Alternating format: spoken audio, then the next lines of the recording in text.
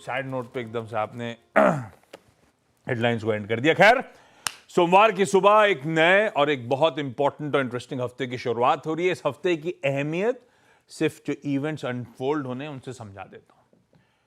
भाई, दुनिया के दो सबसे प्रोमिनेंट सेंट्रल बैंक्स,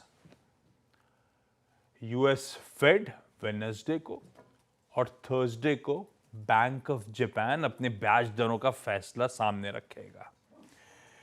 हमारे हाई फ्रीक्वेंसी इंडिकेटर्स जो है वो कुछ हद तक ठंडे पड़ रहे हैं। थोड़ा सा डर, स्लोडाउन की तरफ तो नहीं, हमारी अर्थव्यवस्था बढ़ रही है। ऐसे में बहुत इंपॉर्टेंट होगा फ्राइडे को आने वाले ऑटो सेल्स नंबर्स के आंकड़े, जुलाई महीने के सामने आएंगे। फ्राइडे को ही ट्रम्प साहब की दी हुई वो जो रेसिप्रोकल टैरिफ की नई डेडलाइन थी 1 अगस्त, वो डेडलाइन सामने खड़ी होगी। जिन्होंने समझौते कर लिए उनको नई टैरिफ लग रही होगी, बाकी सबको जो पहले धमकी दी गई थी शायद वही टैरिफ लग रही होगी। इस बीच इंपॉर्टेंट ये, अपनी टैरिफ अनसर्टेनिटी जो है इंडिया यूएस ट्रेड डील की, वो जस की तस कंटिन्यू करती हुई। अच्छा, मॉनसून बात होती नहीं है इसकी।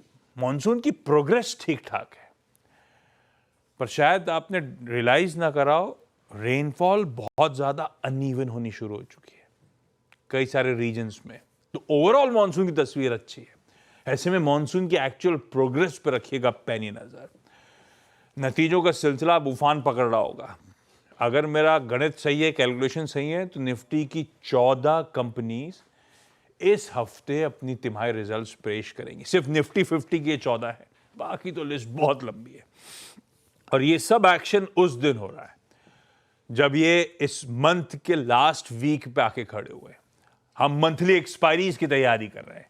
कल बीएससी के सारे मंथली कॉन्ट्रैक्ट्स और थर्सडे को एनएससी के सारे मंथली कॉन्ट्रैक्ट्स की एक्सपायरी सामने खड़ी है। ये है इस हफ्ते का एक्शन जिस पे नजर रखनी है। और तैयार हो जाइए, क्योंकि दर्द का एहसास शायद इतना नहीं हो रहा, लेकिन चोट अंदरूनी है। पिछला हफ्ता back to back 4th straight week था जब भारतीय बाजारों में दबाव के साथ वीक ऑन वीक डिक्लाइन के साथ काम हुआ है। यानी कि ऑलमोस्ट 1 महीना होने को आ रहा है, मामला ठंडा पड़ता ही चले जा रहा है। खैर, लास्ट वीक की परफॉर्मेंस स्क्रीन्स पर आएगी। लास्ट वीक की शुरुआत तो थोड़ी सी, कहते हैं ना अंग्रेजी में, रेजिलिएंट, वैसा वाला मूड था। पर वो प्रीवियस स्विंग हाइज जो थे 25,250 के, पिछले हफ्ते भी वही नहीं निकाल पाए। और एक बार वो नहीं निकाल पाया तो बिकवाली का प्रेशर हावी हुआ, प्रॉफिट टेकिंग सीरियस हो गई, और इसीलिए थर्सडे और फ्राइडे को सेशंस आपकी स्क्रीन्स पे दबाव तगड़ा गहराया। इनफैक्ट फ्राइडे का इंट्राडे भी स्क्रीन्स पर लेकर आता हूं।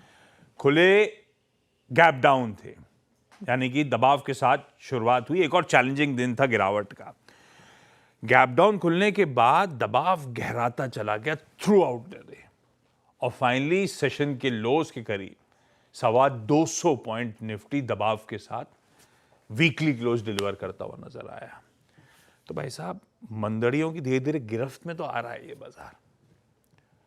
खैर, गिफ्ट निफ्टी के संकेत आज के लिए ना आ रहे पार हैं, इवन स्टीवन टाइप हैं। सुबह से वो फ्लैट घूम रहे हैं। शुरुआती टिक्स थे फ्लैट, लेकिन 3-4 पॉइंट इन ग्रीन।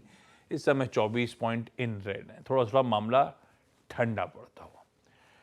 ऐसे में समझ लेते हैं सबसे पहले ग्लोब के क्यूज, उसके बाद अपना ट्रेड सेटअप, और उसके बाद निफ्टी बैंक की स्ट्रैटेजी की तरफ बढ़ेंगे। ग्लोब के संकेतों के लिए भाई पहले स्टिंग प्ले आउट करिएगा। और आपने गिफ्ट निफ्टी तो देख ही लिया, गांधीनगर से संकेत फ्लैट है, कह लेता हूं। अभी तक तो फ्लैट ही दिख रहे हैं, स्लिप हो रहे हैं धीरे धीरे करके, हरे से लाल में आए, लेकिन फिलहाल के लिए फ्लैट है। हमारे एशियन पियर्स जो कामकाज कर रहे हैं वो आपकी स्क्रीन पर आए। कुछ मार्केट्स अभी खुलने ड्यू हैं, जो खुले हुए हैं वो भी पस्त आपकी, जैसे गिफ्ट निफ्टी बिहेव कर रहा है लार्जली वैसे ही बिहेवियर वहां पे नजर आएगा। यूएस में फ्राइडे को हम जब क्लोज हो रहे थे तो यूएस के फ्यूचर्स एकदम फ्लैट थे 3:30 बजे।